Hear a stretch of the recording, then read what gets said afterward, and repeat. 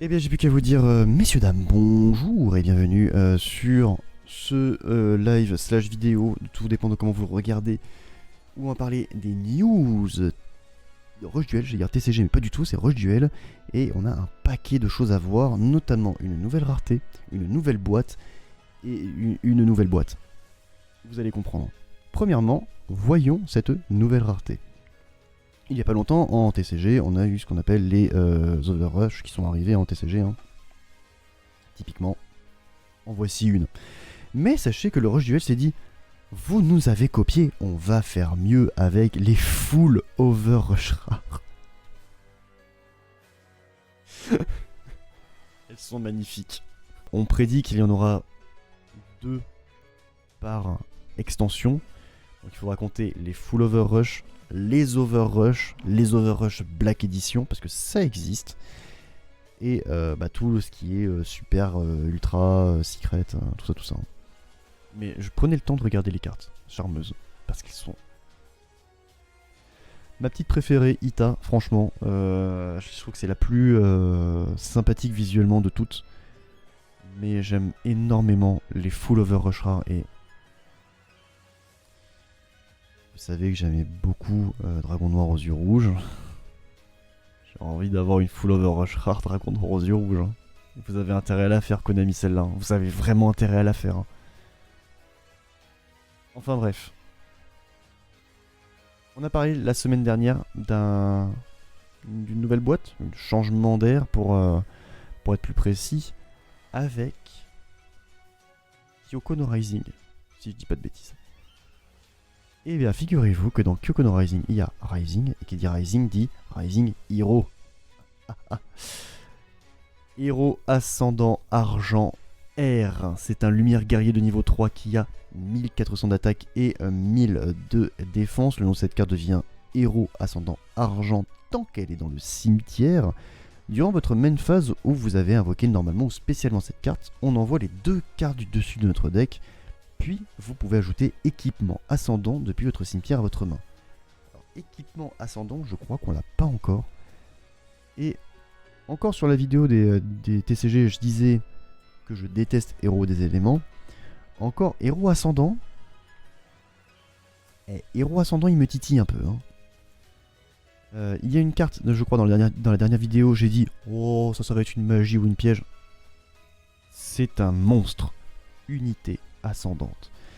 Lumière guerrier de niveau 7 qui a 2000 d'attaque et 1000 de défense. On peut invoquer par sacrifice cette carte en position d'attaque, en sacrifiant un monstre de type guerrier, ce qui va être relativement facile. Vous pouvez invoquer, je l'ai déjà dit, je ne sais plus lire. Et il est 22h presque. Je ne sais plus lire. Durant votre main phase, vous avez invoqué normalement ou spécialement cette carte. Ajoutez un monstre guerrier lumière de niveau 3 avec 1000 de défense depuis le cimetière à la main. Ça tombe bien, on en a vu un il y a 30 secondes. Tout va bien. Ce tour, vous pouvez uniquement attaquer avec des monstres guerriers lumière. Si je dis pas de bêtises, héros ascendant argent est aussi un monstre de niveau 3 qui a 1000 de def. Donc, techniquement, tout va bien. On a un petit piège qui, honnêtement, est game changer dans le Rush Duel et je pense que ça ouvre la voie sur quelque chose d'assez fou. C'est équipement ascendant, un piège normal. Lorsque votre adversaire invoque normalement ou spécialement, et bien tout simplement en remettant cette carte face recto, on va pouvoir invoquer par fusion héros ascendant argent O ou héros ascendant argent F en mélangeant des monstres possédant l'attribut lumière depuis le terrain et ou le cimetière dans le deck de leur propriétaire comme matériel. Ensuite, on peut détruire un monstre de max niveau 8 face recto sur le terrain de l'adversaire. Cette carte me fait très peur. Parce qu'elle est très puissante. Peut-être un peu trop. Déjà, ça nous permet d'invoquer par fusion durant le tour de l'adversaire. Ce qui, à ma connaissance, est soit du jamais vu, soit excessivement rare dans le rush. Deuxièmement, c'est depuis le terrain ou le cimetière qu'on remet dans le deck. Au lieu que ce soit du terrain dans le cimetière. Tu vois. Troisièmement, on pète un monstre. Le max niveau 8, certes, mais on pète un monstre. Et 3 réunis, ce qui en fait une carte vraiment très très très forte. Et cette carte mentionne 2 monstres, héros ascendant O ou F, et vous allez voir qu'on connaît O, on a déjà vu son artwork, mais on connaît pas F. Eh bien, on a O, c'est le principal, et mon Dieu qu'elle est belle! Merci de l'avoir fait en Overrush, hein, Konami, merci beaucoup, parce qu'elle le mérite. Lumière guerrier de niveau 9 qui a 2500 d'attaque et 2000 de défense. Tout simplement, il faut un monstre guerrier avec 1000 de défense et unité ascendante. Durant un tour où vous n'avez pas invoqué spécialement de monstre, écoutez bien ce qu'elle est folle, hein, renvoyez cette carte face recto depuis votre terrain dans l'extra deck de son propriétaire. Pourquoi faire? Détruisez une carte sur le terrain de votre adversaire.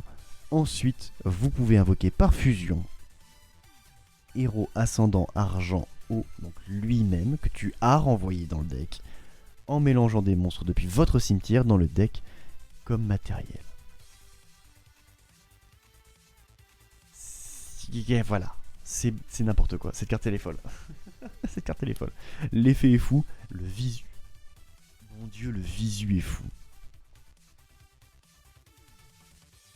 Pour l'instant, en matière de héros, c'est tout ce qu'on a. Mais on a un deuxième archétype qui a été révélé, qui est Dragon Blindé.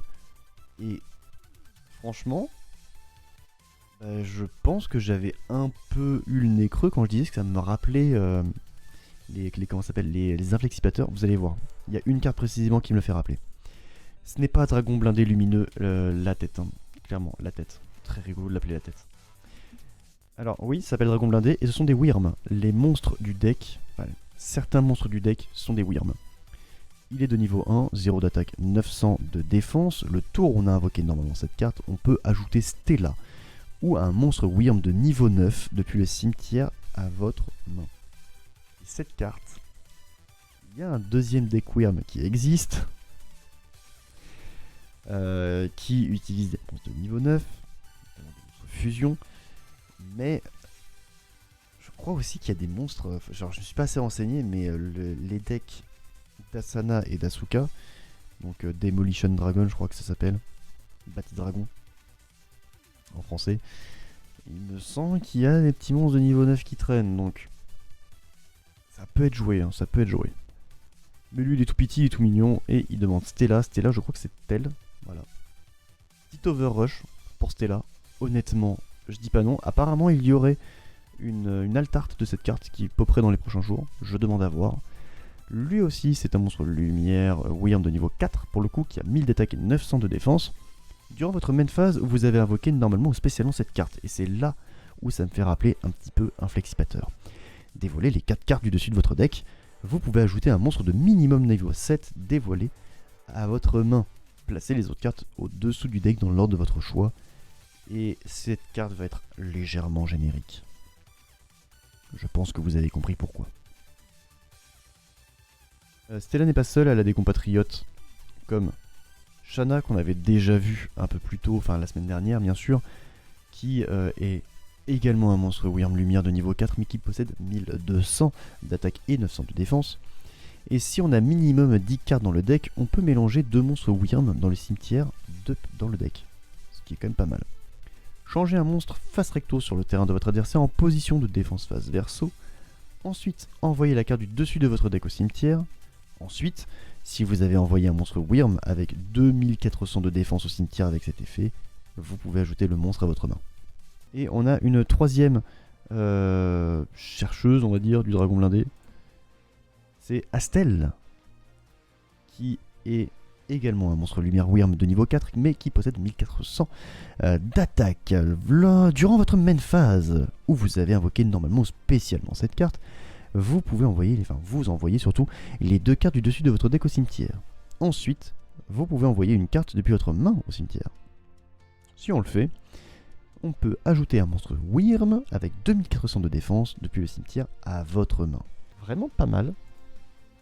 Pourquoi? Parce que déjà, on va avoir ce petit monsieur qui est le Dragon Blindé Infernal Flagal, qu'on avait déjà vu, qui est un monstre feu Wyrm. En fait, tout le deck qui est Wyrm. Donc un deck Wyrm, bordel, ça fait longtemps qu'on n'en a pas eu et ça fait vraiment plaisir d'en voir un. 1500 d'attaque, 2400 de défense. Vous pouvez invoquer par sacrifice cette carte en position d'attaque en sacrifiant un monstre de type Wyrm. Oui, oui, c'est ça qu'on veut. Votre adversaire n'a aucun monstre face recto sur son terrain durant votre main phase où vous avez invoqué normalement ou spécialement cette carte. Ça c'est la condition. Si effectivement les conditions sont remplies, on peut détruire une carte face verso sur le terrain de l'adversaire et après on peut attaquer qu'avec des Wyrms. Donc en grosso merdo c'est un pet MP. Ou un monstre qui a été posé en position de défense face verso bien sûr. On a aussi un autre dragon, le dragon blindé verdoyant qui est Gris-Ray, un monstre terre Wyrm de niveau 8 qui a 2400 d'attaque et de défense. Envoyez la carte du dessus de votre deck au cimetière, cette carte gagne 800 d'attaque, ce qui est jusqu'à la fin du tour seulement. Si votre adversaire n'a aucun monstre face recto sur le terrain, vous pouvez mélanger une carte face verso depuis son terrain dans le deck de son propriétaire. D'abord tu mélanges, ensuite tu détruis.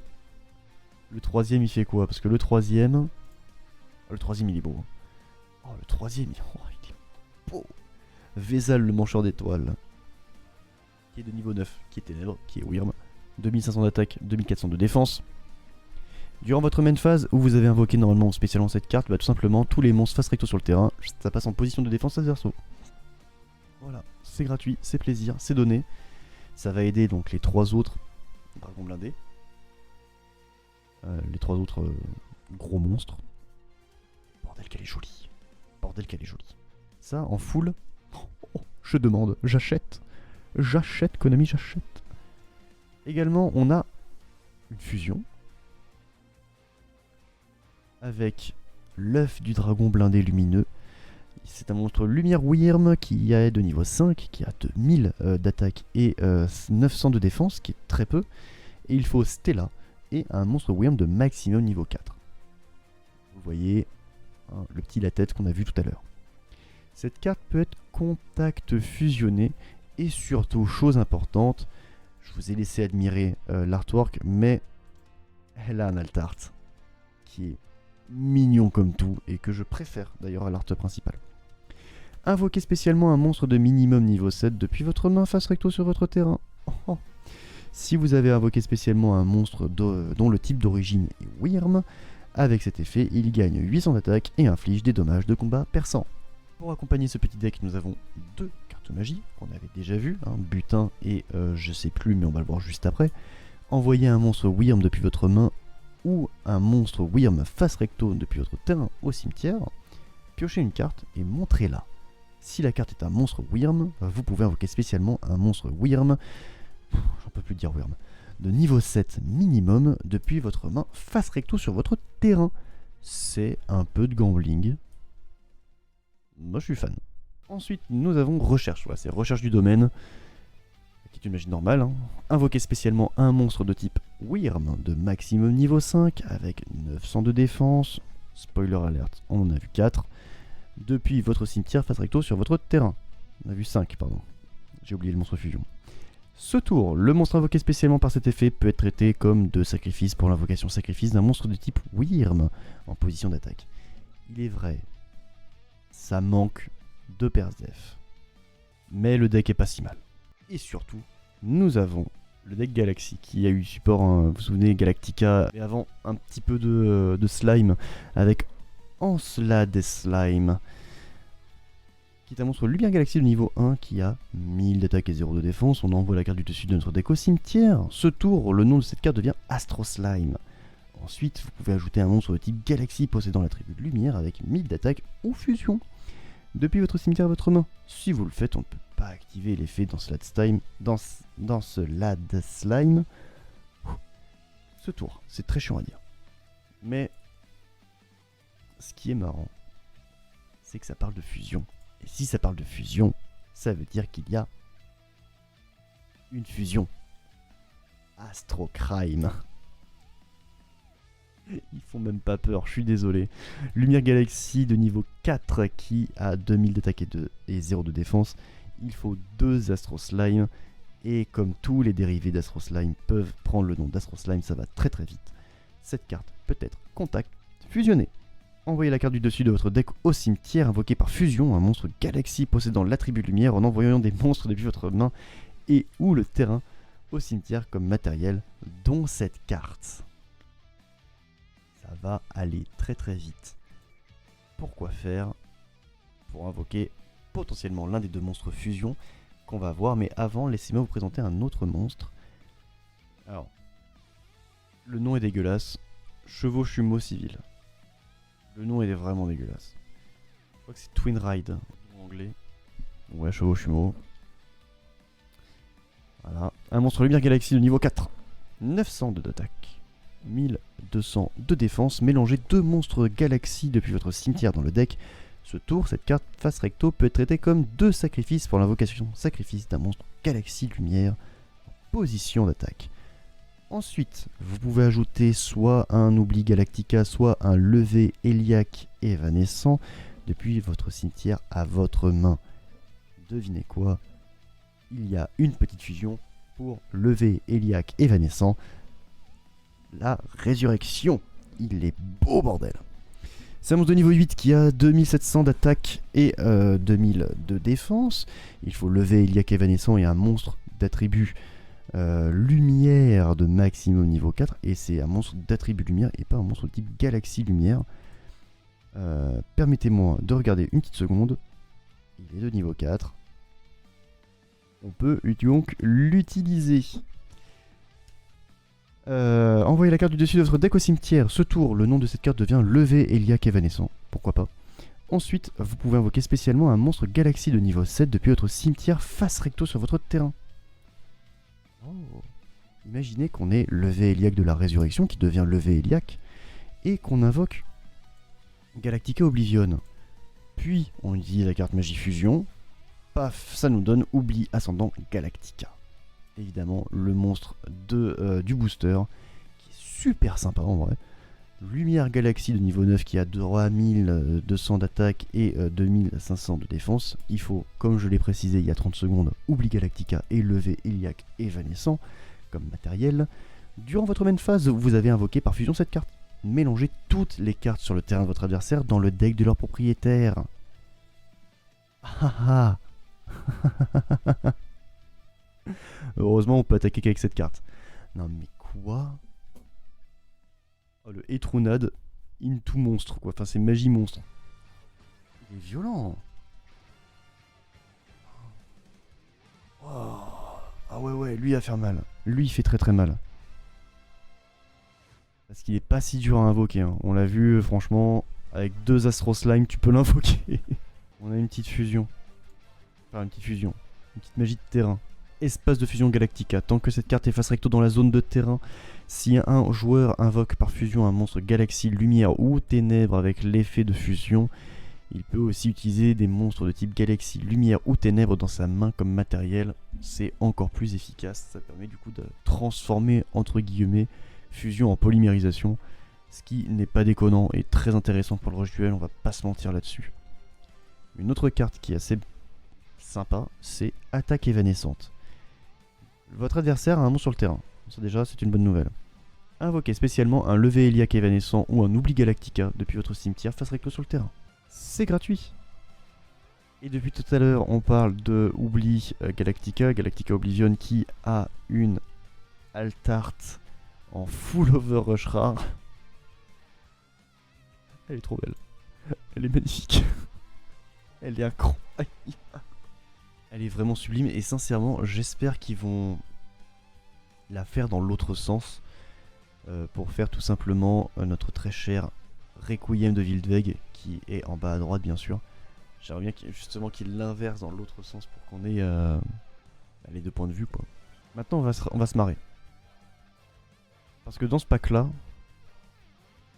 il n'y a pas que des cartes incroyables, il n'y a pas que des cartes magnifiques, il y a des cartes qui sont arrivées beaucoup trop en retard. On en a parlé la semaine dernière, Tandéroïde arrive. D'ailleurs, c'est pas une promo ça. C'est pas une promo V-Jump ça normalement. C'est le Psycho Jump. Ouais, c'est une promo Psycho Jump, donc c'est pas dans le booster, hein, je me suis planté. C'est la prochaine promo du Psycho Jump qui sortira le 2 mai 2026. Donc c'est pas tout de suite qu'on aura les j'ai perdu le mot. L'héroïde. En tout cas, ce sera pas dans Kyoko no Rising. Parce que Kyoko no Rising, quoique, en vrai, ça sort à quelques jours d'intervalle. En vrai, il y a un monde où il y a l'héroïde. Hein. Il y a un monde où il y a l'héroïde dans le booster. Mais avant de partir, il faut qu'on parle de ceci. Kurin no Headliner, qui est déjà la prochaine extension qui est annoncée pour le Rush Duel. Kurin no Headliner qui a été traduit en la tête d'affiche du règne et qui sortira donc en août. Donc, moi je suis très content parce qu'on va avoir du support Royal Rebel. J'adore Royal Rebel depuis le premier jour. Je suis vraiment un amoureux de Royal Rebel dès le premier jour, même si je ne joue pas le deck. J'adore la mécanique, j'adore les cartes, j'adore Roa. Mais ce qui est marrant, c'est que Headliner, de mémoire, c'est aussi un journaliste. Et dans la boîte là qu'on a vu tout à l'heure, qui est Kyoko no Rising, il va y avoir du support journaliste. Donc c'est un petit peu un coup manqué, j'ai envie de dire. Mais on verra. On sait que dedans, il y aura un deck autour de prêtresse du Salut de l'Étoile. Donc on va avoir le deck Salut de l'Étoile qui sera un deck fusion avec des gros monstres de niveau 9. Il va taper bien fort, j'ai vraiment hâte.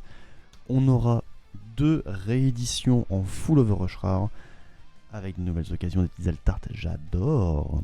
Donc je pense sincèrement que l'une des deux sera à gauche et c'est Heavy Metal des Rebelles Royaux.